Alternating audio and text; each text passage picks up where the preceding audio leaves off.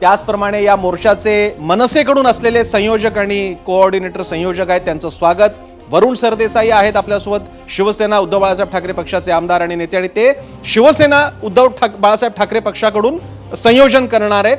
आणि ते बहुधा परवा ते भेटलेही होते, दादरमधल्या हॉटेलमध्ये एकत्र भेटलेही होते. आणि राम कदम सुद्धा आपल्यासोबत आहेत. राम कदम भाजपचे वरिष्ठ नेते आहेत, आमदार आहेत. आणि एक थोडासा संदर्भ द्यायचा झाला तर ते पूर्वाश्रमीचे मनसेचे सुद्धा कार्यकर्ते राहिलेले. त्यामुळे एक फार वेगळा कंगोरा या सगळ्या तिघांनी एकत्र येण्याचा. तिघांचं पहिला मनापासून स्वागत. मी जाणीवपूर्वक राम कदमांपासून सुरुवात करणारे चर्चेची. राम कदमजी, 2 ठाकरे एकत्र येत आहेत, मोर्चा तर नाही पण विजय मेळावा होतोय. भाजप आणि तुम्ही स्वतः सुद्धा कसं बघता याकडे?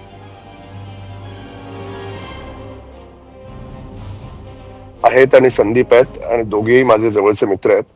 मी काही वादविवाद करायला आलो नाही. एक पक्षाची भूमिका आणि पक्षाची विचारधारा या ठिकाणी मांडायला आलो. बघा, मेळावा किंवा मोर्चा करण्याचा लोकशाहीप्रमाणे प्रत्येकाला अधिकार आहे, त्यात काही वावगं असण्याचं कारण नाही. पण या बाबतीमध्ये आदरणीय देवेंद्र फडणवीस साहेबांनी सविस्तर पत्रकार परिषद घेतली आणि त्या जवळपास 56 मिनिटाच्या पत्रकार परिषदेमध्ये हिंदीची सक्ती कुणी लादली, त्याचे कागदपत्र काय होते, कोणाच्या त्याच्यावर सह्या होत्या आणि तो कसा क्रम सुरू झाला ते 56 मिनिटाच्या पत्रकार परिषदेमध्ये आदरणीय मुख्यमंत्र्यांनी दाखवून दिलंय. बरं, आता जेव्हा कागद समोर येतात, माणूस विसरतो म्हणून आपण कागदमध्ये आणला, कुठलेही अग्रीमेंट आपण कागदावर करतो. आता त्या कागदावर दस्तूर खुद्द उद्धव ठाकरेंची त्यावेळेस मुख्यमंत्री म्हणून सही आहे. त्या 18 लोकांमध्ये उभाटाचे नेते आहेत जे हिंदीचा आग्रह धरतात. आणि मग त्याच कॅबिनेटमध्ये स्वीकारलेल्या त्या अहवालावरून हा पुढचा GR वगैरे हे सगळं सुरू झालंय. मूळ कुठे आहे? मूळ उद्धव ठाकरेंनी जे स्वीकारलं तिथे मूळ आहे. नाही, पण राम कदमजी, आता ते संपलं झालं. आता तुम्ही GR मागे घेतलेला आहे आणि आता त्यांनी मोर्चा स्थगित बंद केलेला आहे आणि विजय मेळावा जाहीर केलाय. माझा म्हणून प्रश्न आहे, या विजय मोर्चा म्हणा, मेळावा म्हणा, राज ठाकरे उद्धव ठाकरे पहिल्यांदा सार्वजनिक मंचावर, ज्याला दोघांची सामायिक राजकीय भूमिका आहे, अशा वेळी पहिल्यांदा एकत्र येतात, त्या बाबतीत तुम्ही काय म्हणाल? मी सांगतो ना, मला फक्त थोडंसं आधी बॅकग्राऊंड सांगणं गरजेचं आहे. कारण ABP माझा पूर्ण महाराष्ट्र पाहतोय, तर त्याच्यामुळे हिंदीची सक्ती पुन्हा पुन्हा पुन्हा सांगेन की ती उद्धव ठाकरे मुख्यमंत्री असताना उद्धव ठाकरेंनीच केली. बरं. आणि लहान मुलांना, त्या 1ली 2रीच्या मुलांना कसली सक्ती करताय? त्यांना त्यांच्या इच्छेप्रमाणे शिकायचं न शिकायचं त्यांच्या आई वडिलांना ठरवू द्या ना, तुम्ही कोण ठरवणार आहे? ही भूमिका घेणारे आदरणीय देवेंद्र फडणवीस साहेब आहेत. म्हणून आपण ते सगळं काही स्क्रॅप केलं.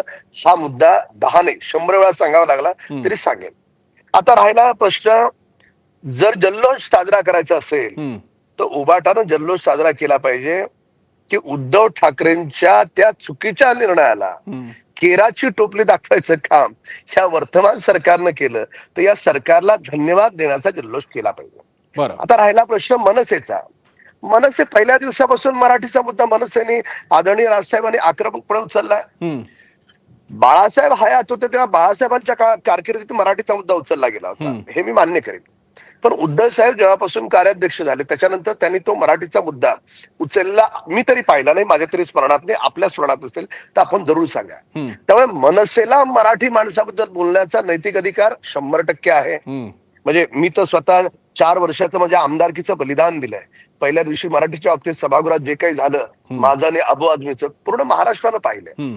पण उद्धव ठाकरेंना अचानक मराठी माणसाची आठवण येणं, बरं, मग गोरेगावचा पत्राचा तिथून मराठी माणसाला हद्दपार त्यांच्या नेत्यांनी बिल्डरच्या भल्यासाठी कसं केलं, या सगळ्या अनेक गोष्टी आहेत.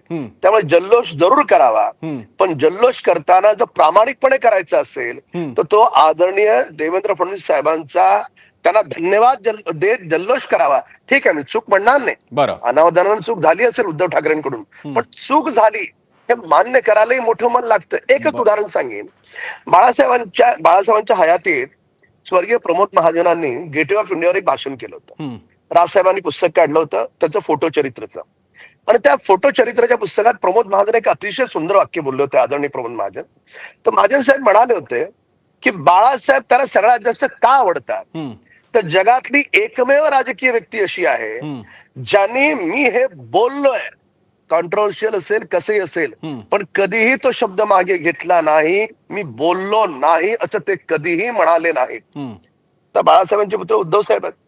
तर उद्धव साहेबांच्या हातून ही चूक घडली आहे, बरं, मोठ्या मनाने स्वीकारली पाहिजे की हो, मला केंद्राची बेसिक शक्ती लक्षात आला पहिली तुम्ही कोणत्या प्रकारे हा मुद्दा घेऊन जातायत पुढे. मी तो विचारतो वरुण सरदेसाई आणि मग मनसेच्या संदीप देशपांडेंकडे जातो. वरुण सरदेसाई, दोन मुद्दे मला भाजप याद्वारे पोहोचवण्याचा प्रयत्न करते. एक, उद्धव ठाकरे कसे चुकले आणि फडणवीसांनी ती चूक कशी दुरुस्त केली, आणि दुसरी गोष्ट ते यामध्ये सुद्धा